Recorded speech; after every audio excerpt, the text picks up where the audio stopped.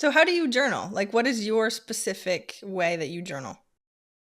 It's the brain dump kind. It's of the Hmm. brain dump variety. That's really, really helpful because what that turns into a lot of the time is kind of rambling or whatever, but you're never afraid. Like one thing that I never get is writer's block because there's always something coming out. Good, It'll bad, be a ugly. bizarre thought or Mhm. something that I saw that I'm just kind of sketching up. And since it's something that's only for me, really, one of the magical things that happens is you write it down and then you actually I hardly ever look back through my notebooks. It's not like this thing that people make fun of when and only little girls do. It's not really, it doesn't have to be that. You know what I mean? It can be something a lot more powerful. And so for me, it's like I'll smoke a cigar and come out with a strategic plan in my notebook that is all of a sudden in my head, after just like sitting down for 30, 45 minutes with that. So use it as an excuse for yourself to brainstorm.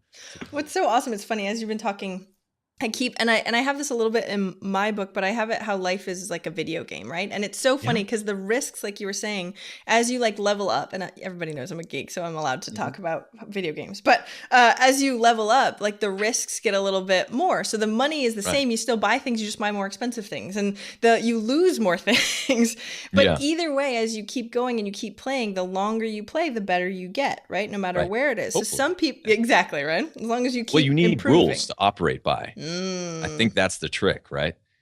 Because it's easy to hustle and make a lot of money doing whatever you want.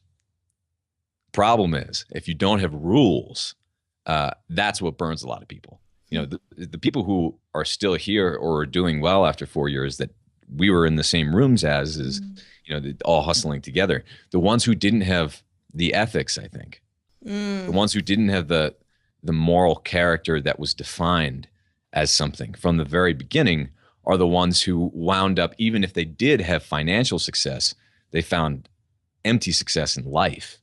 And being bankrupt of that one thing, all of a sudden, it's hard enough trying to do the right thing and always be good or whatever and make it to the top, but it's quite a different thing when you're willing to make those sacrifices and are rewarded for them.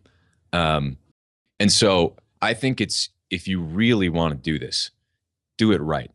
And it means sucking it up when a lot of other people get ahead, Heck and yeah.